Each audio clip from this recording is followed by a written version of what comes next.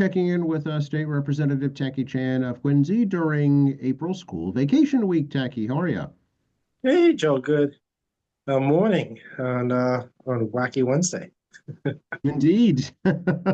We've had all kinds of weird weather. We had 50-mile-an-hour winds. We've had 82-degree temperatures.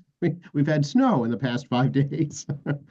Yeah, it is typical New England, unable to decide what the weather should be, and new ways to torture us, I suppose. And obviously, the pollen count is high. As someone may hear, my voice is a little more craggly than normal. Yes, allergy sufferers will sympathize with you, I am sure. Um, so Congress is off this week. Is the State House off this week too? Well, unofficially off, right? I mean, obviously, the offices are still open. The committee is getting ready for a hearing on Tuesday. We are viewing requests for budget amendments, co-sponsorships, because the budget is supposed to go in debate on Monday, waiting for official schedule on Friday. So yeah, we're off and we're not off. It's kind of this like quieter period where we're still working, but it's not as intense as it would be going into the budget, and actually it will be quiet right immediately after the budget as well. But given that the committee still continue to work, prepping the hearings, prepping the bill summaries, organizing meetings of various interests, plus constituent services continue to come in. A very broad range of constituent services right now coming in, and there's still plenty of work to do. It's just not as insane it is this week because people are pretty quiet as they just going into the budget. Right. Yeah. I did notice that the latest unemployment figures were released earlier this week, ticking up slightly. Are you seeing that manifested in your constituents? Yeah, unemployment calls are coming in. It's still fairly steady. It's not spiked a lot. Again, it represents about 45,000-ish constituencies in Quincy. If I get five, one a day or two, one a week or two a week, and that's pretty substantial when you weigh it against the size of my constituents.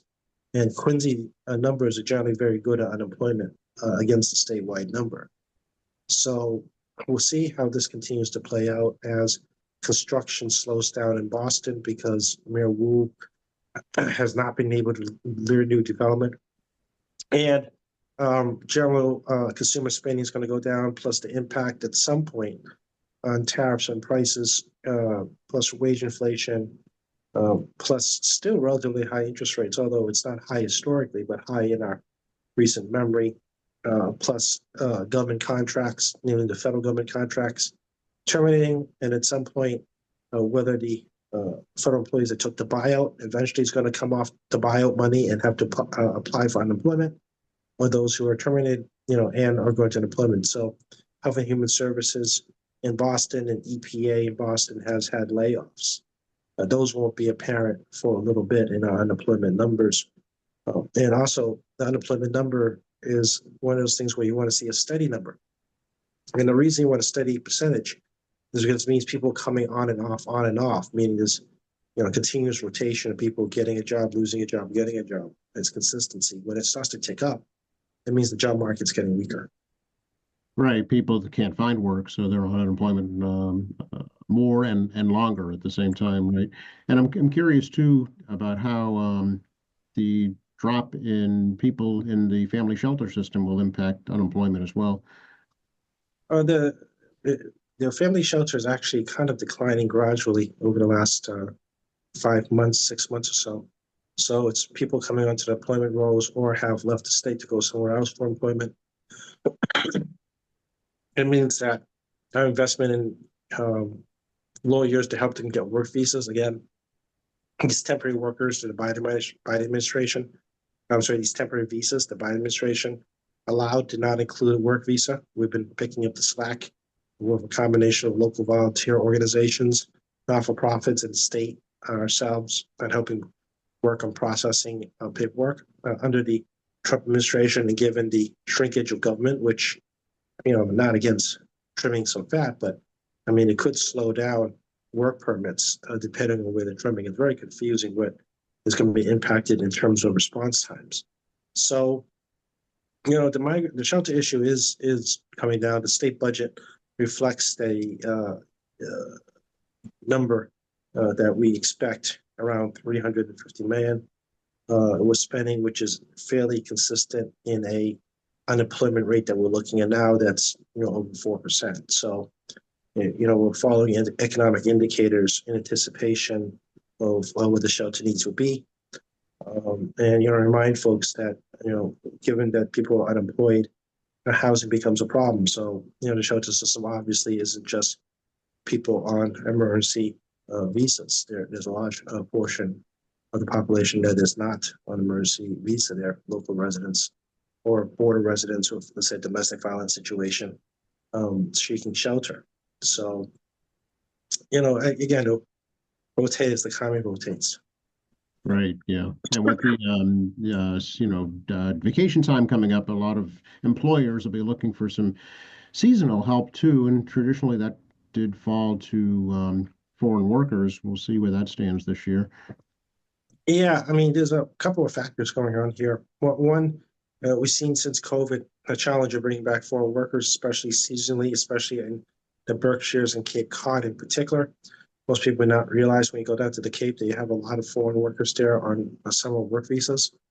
The hostile environment towards immigrants and temporary workers is not lost on foreigners. I think we talked about this last time, how people take this extremely personal, this tariff war, and people are no longer treating like politics as politics. Politicians are being themselves, and it's their problem. People are making it their own problem now, and that could discourage temporary work over the summer months if they feel they're not welcome and safe in the country. Yeah. You know what we have not talked about in April, Jackie, yet is April is Asian American Pacific Islander month. Isn't that right? AAPI month? That's May. Oh, that's May. Oh, okay. Yeah, that's May. We still That's got why we another. haven't talked about it in April. Yeah, it's Earth Day. Earth Day was this week on the 20th. Yes. No, that's in May. That's coming up. So the Red Sox are actually going to kick off on May 2nd, AAPI month, at the Fenway, and then the Asian American Pacific Islander Commission will have their opening unity dinner that Saturday, the 3rd, I believe, May 3rd. So, yeah, I mean, my calendar is already lining up with speaking engagements through the month of May. There are various organizations that want to hear from me. So on top of doing things like Memorial Day, fallout from the budget, because there's always going to be fallout from doing the budget. Running public hearings, I do have that one added piece of work in May is trying to get to groups to see me. And obviously the Asian caucus has 7 members, so we're able to get some of the work that spread around to more than one of us. Yeah, very good. Are you hosting any student groups this school vacation week at the State House? No, I'm a little surprised. We got some student group requests, but it's actually after school closes in June and July. No. And some, like we have an ESL class that comes in the summer. We do get some folks that come in March. They don't always tell me they're coming. So it's not a problem. I mean, I don't get slighted by that. But sometimes they do make their own plans. They don't tell us. I'm like, cool. I mean, it's not a problem. And obviously the delegation, likes to have at least one of us available when a school comes to the State House. It doesn't matter which of us available, but one of us is available. But yeah, no, it's very quiet on that this week. I was hoping like scouts may come in or something like that during this week. That didn't materialize. So, but when you get to the month of June, school buses galore along Beacon Street, where every 5th grade class, it seems like, comes to the State House. Yeah, that's something we never did in 5th grade, but I guess it's been a more recent tradition, which is just kind of nice, actually. It's an impressionable age, so it's probably a good age to expose them to it. Oh, I absolutely agree 100%. I didn't get to go to the State House in 5th grade either. I didn't realize that was a thing until I started working at the State House. And it's always honestly, it's great to answer questions from the kids, tell them a couple of fun stories about a building and some trivia, and also for them to learn and appreciate I mean, frankly, the age of the State House. I mean, the original part was built in 1797. That's right. Yeah. Then you have the new section right in the 1800s. Yeah, 1899 is the new part. So Only in Boston.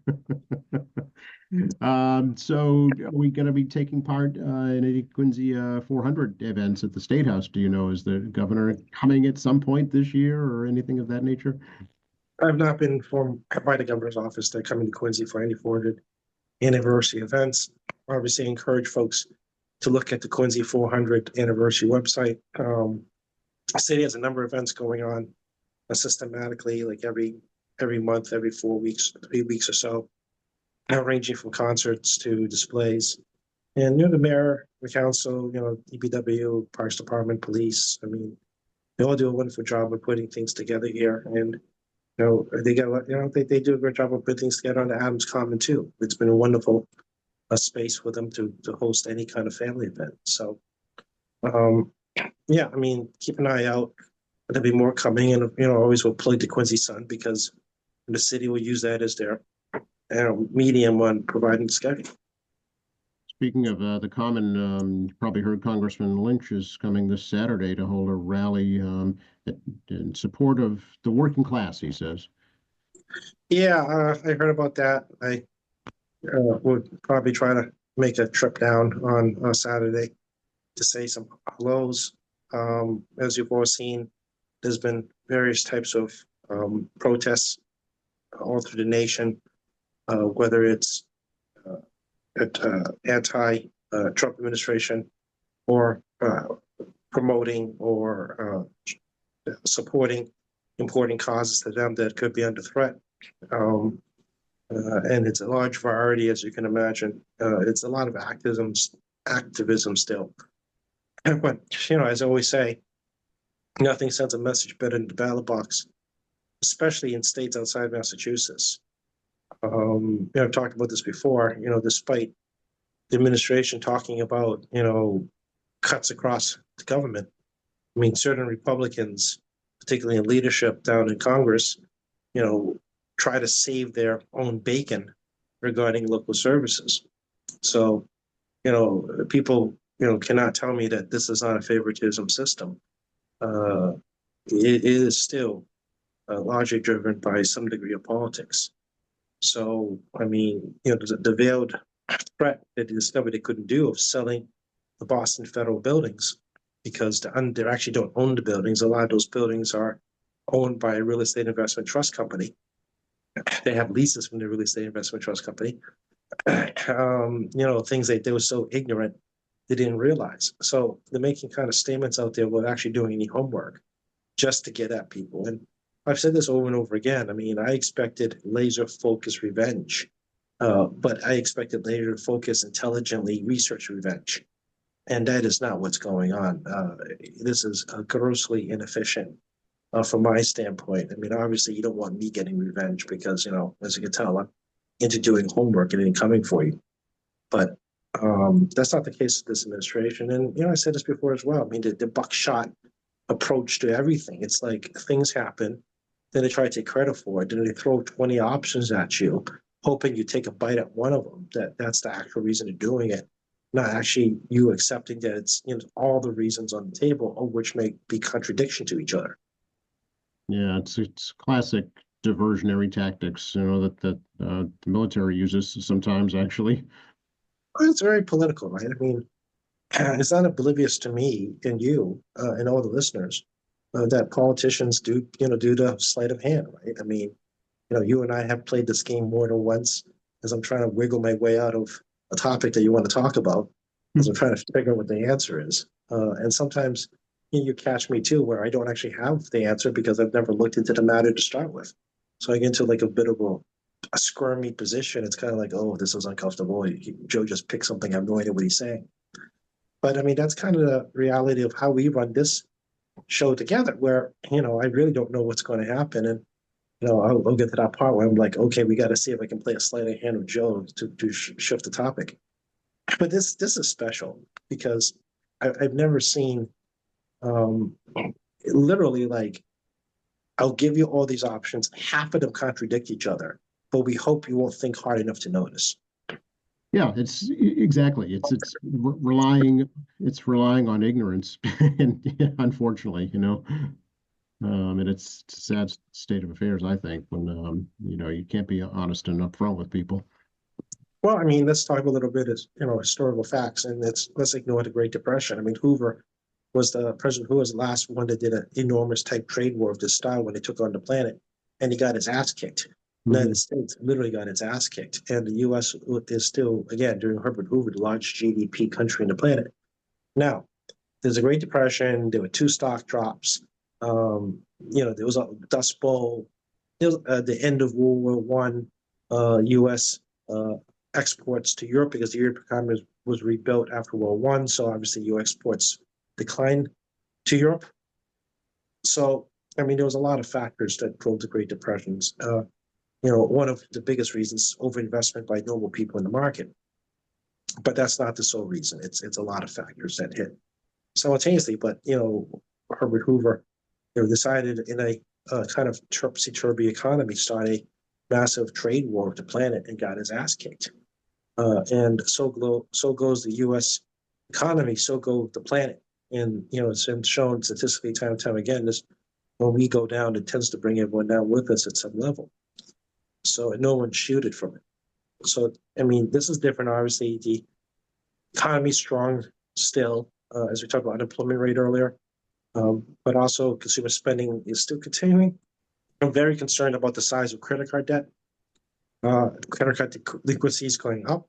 There's only 0.7% delinquency or in that zone. It's creeping up to 1%. And some of you think, 1% is not a big deal. Yeah, but we're talking about trillions of dollars in credit card debt. Mm. And generally the wrong end of the economic spectrum that ends up losing out. So a lot of folks that are middle class folks are more likely to go into debt on credit cards than upper income folks in particular. Car loans are being defaulted and student loans or default rates are rising too. So there is a lot of stress on folks regarding that. I mean, this isn't the 08 financial crisis. This is a very different economy, and I recognize that.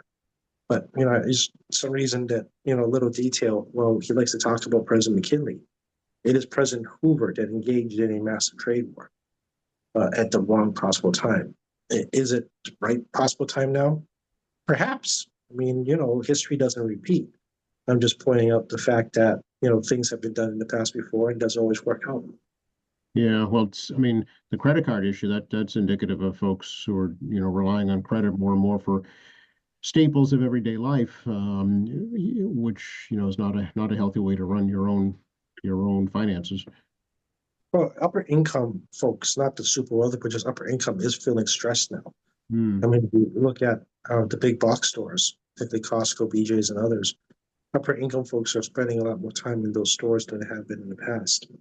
So the pressure is on. So, well, the lower end of the economic ladder is feeling a lot of pressure when you're getting consumer survey reports and big box stores reporting the upper end of the middle income scale is feeling pressure. That's generally indicator that things are going to get considerably worse in consumer spending. Yeah, and I also read not too long ago that those folks, the upper income, are more and more turning now to places like food pantries, for staples that they never had to before. Yeah, I mean the pressure. Everyone's feeling a bit of. Well, everyone's feeling the pressure. I mean, there's just no way I can describe it. I mean, people are going to be tightening, and there's been a bit of hoarding already. I mean, I was at BJ's a couple of weeks back, and I couldn't find Tide. They had like 7 things of Tide left. A lot of detergent was missing at the Crown Colony BJ's. Um, so, I mean, I don't know exactly where Tide is made, to be honest with you.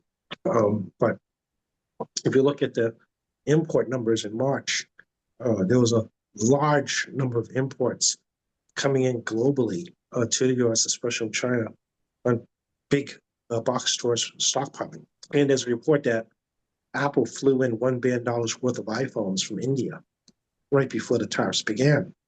So, clearly the companies that can afford to, we're definitely stockpiling. And unfortunately, half our economy is driven by small business, and small businesses cannot stockpile.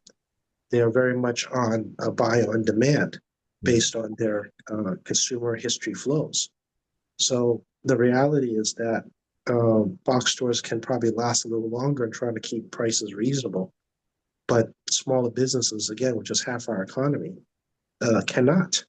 And we're talking about, half of $29-30 trillion GDP. So we're talking about 15-ish, 14-ish trillion dollars in GDP that are small business driven. If they start to fall apart, I mean, the thing gets pretty bad overall. They're also our biggest employers. I mean, I know Stellantis has already laid off folks as a result of the car parts and car tariffs. But it's really when you start seeing stores shutter inside your hometowns, wherever you live listening, that's when things really get ugly at the local level regarding business and our economy. Yeah. So, and then he also put on these enormous charges on Chinese-made ships coming over. So the California port, which is the most busy port in North America, taking the majority of shipments of China, has a 60% decline on cargo trade already within the last month. 60% decline in cargo trade because once they started charging the ships a higher fee to come to port, the ships can't be not 100% full. And Chinese companies and U.S. companies bringing stuff from China, because not every contrary what he says, because it's very contradictory. So Chinese companies are killing us. Yeah, but there's also U.S. companies in China too. It keeps the convenience of messaging depending what he's saying that day.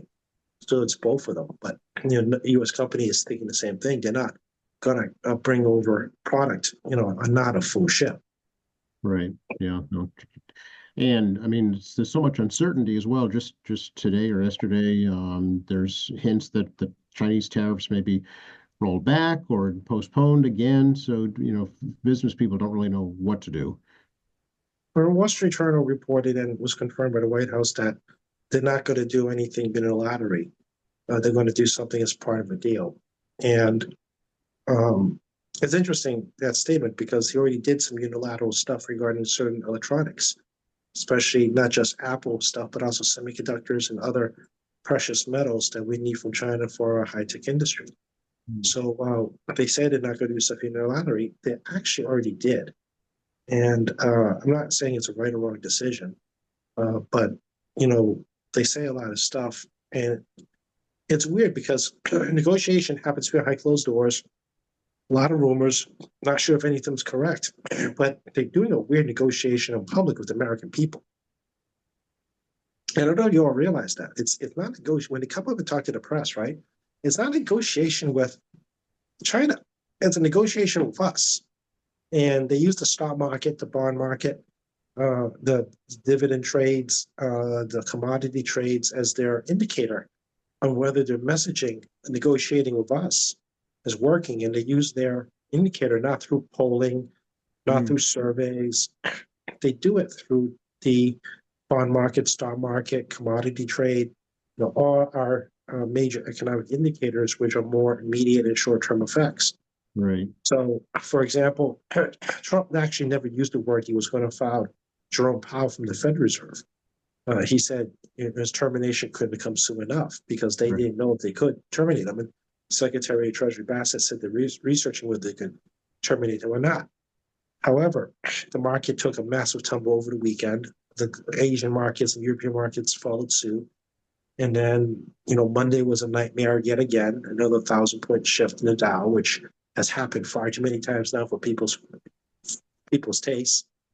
And now there's been two major recoveries yesterday and this morning on the Dow because they said they weren't going to fire Jerome Powell. He's completely rescinded that position because it's very clear he's using not just the Dow Jones but all the different markets as indicators to determine negotiation with us, the public, on how we're going to respond to different statements and our tolerance level. And he's using that as their indicator.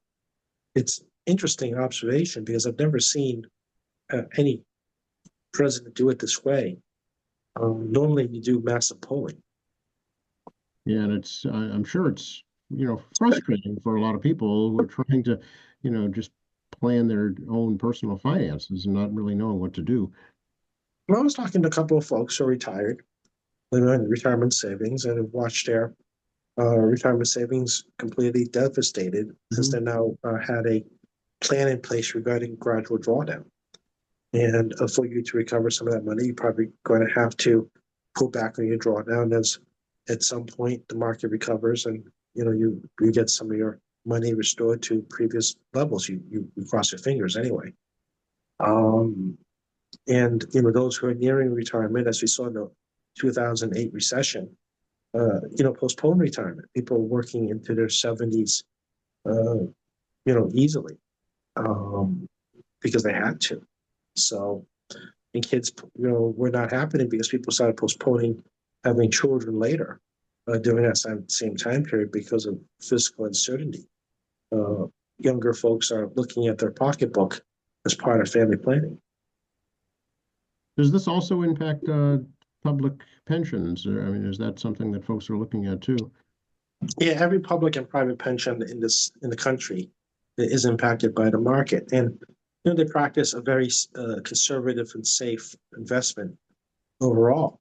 Some of them were dumb. If I remember correctly, I think the Southern California pension system was heavily invested in Bernie Madoff. That was dumb. Clearly. Well, Massachusetts had minimal, and I mean minimal, I mean decimal points level of exposure to Bernie Madoff. So, the pension fund, I want to say it's, God, I haven't looked at the number in a long time. I think it's over 80 billion. And you got a guy that's making like not even $400,000, I think, something like that, running a pension fund that size. To put it in perspective, people getting paid $20 million or so to run Harvard's pension fund at like $38 billion. So, as much as taxpayers, loathe government salaries, you got to remember that certain positions, such as managing our pension fund, is far cry when you're paying someone, in the 400, 450 zone, and other people making $20 million to manage a fund that's half the size. Yeah. We have the same problem in the medical examiner's office. There's a lack of doctors. We cannot compete with the private sector on that. Same thing of engineers. Cannot compete with the private sector on that. So there are a number of professions, particularly on the higher skill and requiring experience. You just don't come out of medical school to the medical examiner's office. Right. You have expectation. You have practiced medicine for a while. Yeah. So I mean, there's obviously been a shift to the private sector of the low unemployment rate for a lot of professionals, and I've seen this before. We saw this during the dot-com boom. Even state house employees were not staying one full year when I was there. I should have left myself, I suspect, but they were getting paid, 25, 30% more, working for a tech company. Right. They just needed workers. So, this is not unnatural. It's very normal for government to lose the competition on best talent because we can't pay as much. Yeah, we're seeing it at the municipal level. Also, I know in some communities, at least, they can't keep up. Yeah, this is just a fact. We talked about things like residency requirements, and my response is always saying you want the best talent you could find, not the talent that's closest to you. And that's pretty hard. And this is a global problem where, if you don't have an incentive to come work in government, you're not going to stay. And, sadly, the pension system isn't as attractive as people think it is. I think it's a good attraction. Is how we keep UMass professors. UMass is the highest paid employees in the state, but tenured professors at UMass don't make as much as tenured professors at other big schools in the region. But the pension system and a good healthcare program and a commitment to public service keeps them around. Yeah, you mentioned Harvard. What do you make of the lawsuit that Harvard's got against the federal administration for federal grants? I was talking to a friend about this the other day because it's these are contractual agreements. They're not just handouts. And I think that's the way the Trump administration trying to portray grants. It's like, I'm just going to hand you money. The expectation is that you get the money, you apply for the money, you get the money, and then you're supposed to deliver something for said money. Yeah. Now, whether that results in research that turns into a positive manner, well, you don't know till you start the research.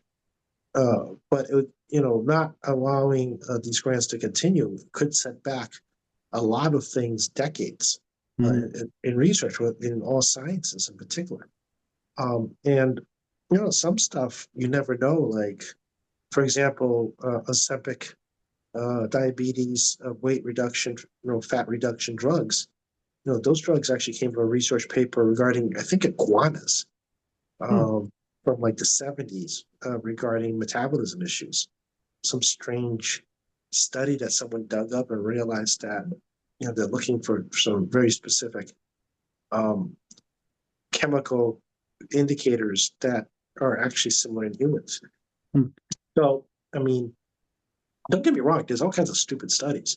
Oh, but the sure. problem is that you don't know, how these studies may affect future studies when they're trying to find new types of medicines or new types of engineering. A lot of ideas are built on someone else's ideas and then just keep building. So, there's two folds here. One is, from a contractual standpoint, the federal government violated its contractual agreement with, with everyone who gets a grant, because it's not just Harvard and the big Ivy League schools. It's across the board. I mean, local not-for-profits have seen some grants taken away or reduced that was committed to them. And then you got this situation where there could be a huge negative impact, not necessarily unemployment levels, because obviously no grant, no job, but the perhaps research in the sciences in particular that could set us back, 5-10 years that were already in progress. Massachusetts could be disproportionately affected just because of the high concentration of that field in this state, in the greater Boston area particularly. Yeah, I think up to $5 billion worth of biotech company grant monies was suspended. I don't know what the biotech companies are doing. They've not made the news on their next course of action. Right. Again, these are global players, not just domestic players, because the nature of biotechnology and are one of our biggest economic drivers and one of our signatures and gems of being in Massachusetts.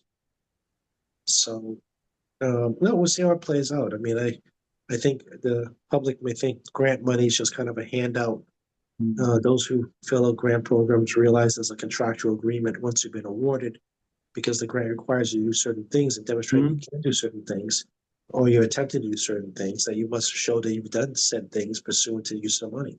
Right. It's not carte blanche. I mean, we're speaking today. This is Community Development Week all this week. And I know here in Quincy, there are, different events planned to highlight how those federal grants are used to benefit the community, the people of Quincy. But that has to be documented. That has to be, demonstrated to the federal government if you want to get any more grants.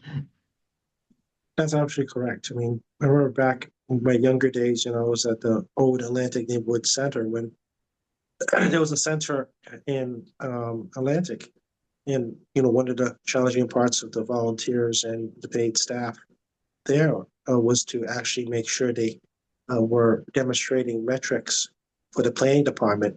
So those metrics were then sent to the federal government. And I mean, not what was complicated metrics, but they had to make sure that it showed that people were served, who were they, where are they from in terms of geography. They didn't care about them individually, who they were individually. They cared about where they were geographically and what services they needed. So, I mean, obviously, I'm just touching it, but I'm sure if you talk to anyone, Father Bills or QCAP or Social Stars or Budgets and Resources or the YMCA or any myriad of local not-for-profits to take any kind of grants, whether it be state grants or federal grants, I'm sure they can go more in depth about their accountability requirements. Yeah, well, absolutely. Yeah. I guess the interesting thing about the Harvard case is they're actually fighting back. They didn't just capitulate. I mean, they have the resources to do that. So I think maybe folks are waiting to see how that pans out.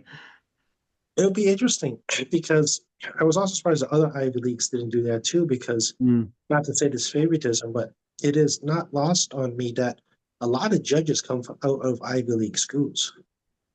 A lot of mhm, judges come out of Ivy League schools.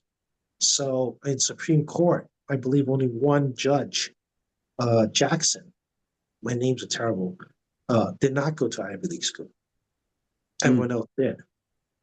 yeah. So it'll be interesting for sure. It will be. Again, I mean, if you don't stand up and fight, then they roll over and die. That's not good either. And of course, it's an enforcement matter, right? At some point, whether or not the Trump administration follows through um, on final court orders is going to be a question mark. Obviously they completely sidestepped that poor man from Maryland in the Salvadorian prison right now, who did nothing wrong, no criminal record, and was picked up in a mistake raid. And I promise you, he would not be the only one. And I promise you'll be U.S. citizens also detained and brought up too. Somebody may be wondering why ICE can do this. And it's because they're not law enforcement. They're enforcing civil violations. They're not required to read your Miranda rights. If you're arrested by the police, it's Miranda rights. So these are actually civil enforcements, the civil officers. They're not conventional police. So, this is going to be another interesting challenge in the courts, the extent of civil police powers on civil law enforcement, because a violation of immigration visas or being here undocumented is not a criminal act. And Mm, yeah, you use the word criminal, it's not. It's a civil violation. So it's a weird criminal thing. It's not criminal law in the sense that, you ran a red light or you murdered someone. It's not that kind of criminal. It's a civil violation. And so it's no different from, let's say, um, you violating your license as a cosmetologist regarding practicing outside your license. That is a civil violation. Or you're not complying with health regulations as a funeral director. That is a civil violation. It is not a criminal violation to a rise level. You want to have law enforcement look at it. Look at it. So, State Ethics Commission looks at us. That's a civil violation. If they find a criminal act as the investigation was stored in State Ethics, they can bump it up to the AG's office as a potential criminal violation. mhm. So there's this kind of like people misconception. I hope I'm clearing up a little bit here why ICE raids are kind of different, because they're not law enforcement and how you and I perceive law enforcement. They're a civil violation. They're actually more akin to a state regulatory agency. Hmm. It's kind of okay. All right. It's interesting. Yeah. So it'd be like if the Attorney General's office had their own police force. Well, I believe Attorney General does have her own police force, actually. Well, the state police, right? Yeah. Yeah, they're actual police. They have to read your Miranda rights. Right. You have civil right protections. This is a civil violation. So, obviously there's a due process component. So if you violate your, let's say, funeral home license because of a health code violation, Hmm. the health department, you can appeal to the board of registration of funeral directors. And then if you're unsatisfactory, you could try to appeal again to the courts, but it'd be appealing civil violation. Now, if they, come across the fact that your poor health violation has a direct link to murdering people, that Hmm. is not the dead body in your funeral home, some other connected incidents, and you had knowledge of doing it, oh, that could rise to a criminal matter as part Okay. of a civil investigation. And it becomes, okay, we got to send this out to do law enforcement because now this clearly is moved beyond the bounds of a civil violation. So, because I was scratching my head about this too, because there's, you see all kinds of videos out there, news reports, but no one's actually talking about what they are, and it's because the portrayal in the media using terminology as well as political rhetoric, um, makes it sound like they're a criminal. Mm, Sort of, yes, they are a civil violation criminal, not yeah. a criminal in the sense that they have committed a crime that requires a Miranda rights. Yeah. So yeah, I know you've said this before. Undocumented does not necessarily mean illegal. It isn't, because until it's determined to be illegal by Mhm. a judge. However, you violate your visa, you hear what a visa, civil violation, which means you're not law enforcement isn't in charge of that. It's a civil violation. So, you know, it's kind of one of those funky things that no one's really trying to explain because people just makes these assumptions. Yeah. Because if there was Miranda rights, it would greatly slow down the deportation process because they have to go before a criminal judge or disgraced immigration judges. In this instance, there is none. Yeah. So how do ICE agents have the authority then to arrest people? Well, it's detainment more arresting. It's a civil violation, so they're really Mm. detaining them, right? In terms of non-compliance of the licensing.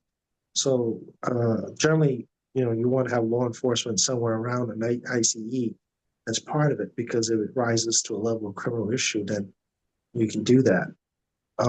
It gets curious, right? I mean, like you and I detain someone unwillingly, it can be conceived as kidnapping, Hmm. conceived as depending on the circumstances, right? This is a very common law school hypothetical they throw at you, Yeah. right? What is the length of time? And what are the conditions? Is there a threat? I mean, what does it take for a civilian person to detain another civilian person? At what stage does it rise to kidnapping? Is it even kidnapping at all? May not even be considered kidnapping, Mm. right? This is one of those common law school hypotheticals where any answer could be potentially the correct answer, and it drives law students crazy because we'd like to have an answer that we put in an exam that's correct. Yeah. Yeah. Yeah, law schools are brutal that way, where they don't always give you the correct answer because the correct answer can be more than one. No, it's not just black and white all the time. Yeah. It's not that simple as a binary answer, or yes or no.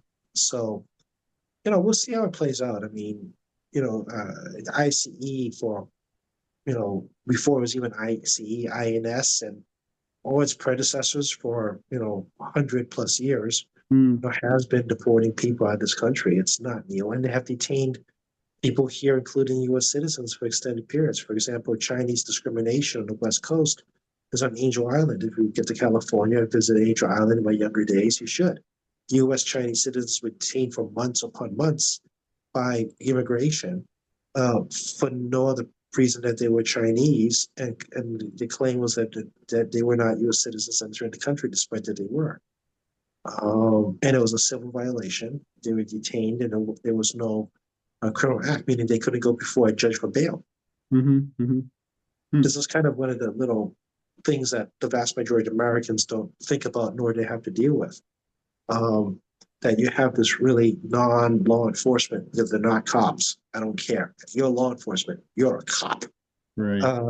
running around doing civil enforcement, but they have a long history, long before today, of detaining folks on suspicion of their citizenship or their visa status. And the best example I can give you is Angel Island in San Francisco Bay, where the conditions are horrific, where they're detaining Chinese citizens for decades.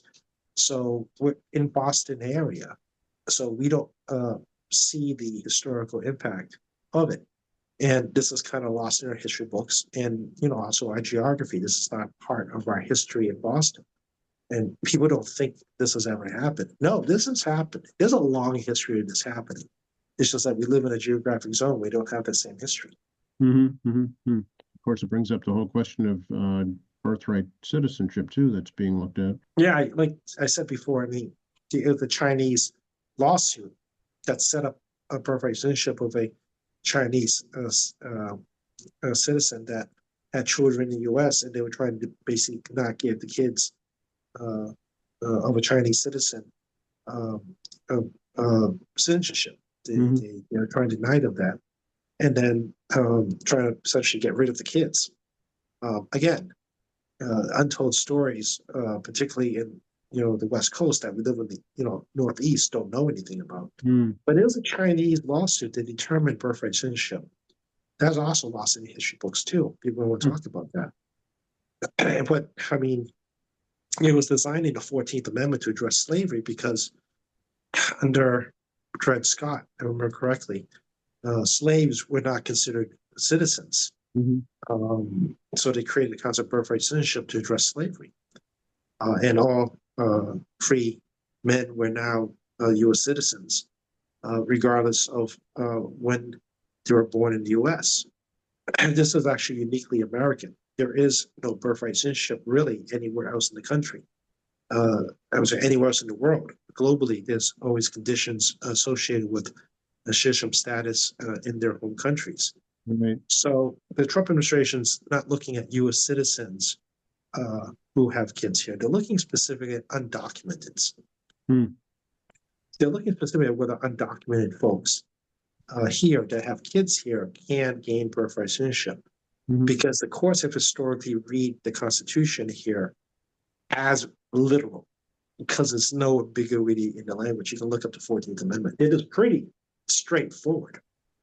And the question is whether this court is going to maintain the plain language, or are they going to be looking to do some interpretation, which I don't have an answer for. Right. So it's really a very narrow case of undocumented having children here. Whether those children are considered a birthright citizens or not is the real question mark. And one of the one of my favorite ones of our birthright citizenship is Bruce Lee. His mom was visiting. Bruce Lee is a U.S. citizen because his mom just happened to be visiting San Francisco and whatever reasons, and gave birth to him in the U.S. Oh, I didn't know that. And then they went back to Hong Kong. So, one of the most famous Chinese actors is actually a U.S. citizen, even though he came, overseas. People kept treating him like, he wasn't a U.S. citizen. He actually is. Which also kind of interestingly, when there were those surveys, informal surveys came up with famous Chinese, famous Asian actors, Bruce Lee doesn't actually make the list, even though Jackie Chan does. Oh, really? Interesting. Jackie Chan is not a U.S. citizen. Jackie Chan is not an American actor. Isn't that interesting? Yeah, I did not know that. Very interesting. Now, is that Angel Island you mentioned? That's not in existence anymore, is it? It's a historical site. Oh, I see. Okay. You if you ever visit San Francisco, I strongly encourage people to take the harbor ship in, hopefully not rough waves. I went many years ago and it was very rough waves. You got to see the seals on the way through. And you get to the island, and then you spend an hour or two walking through cells and the conditions, and you can feel the wind moving through there.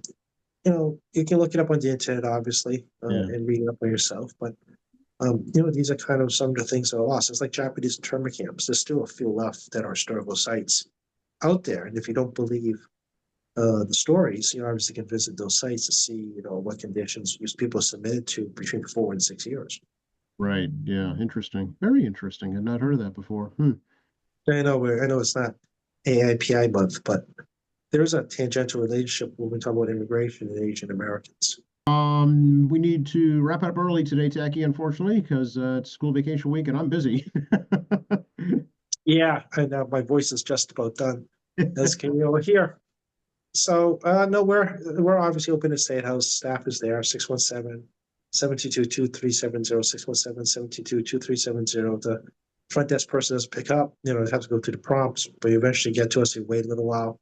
We're in room 42 of the State House. We'll obviously be there for the budget for at least 3 days. We'll be there running around the place crazy.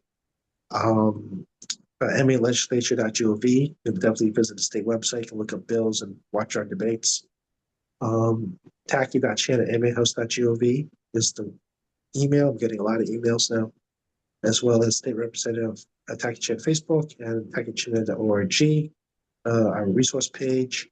And obviously, you can listen to us here weekly or bi-weekly, as well as listen to Joe's updates first thing in the morning.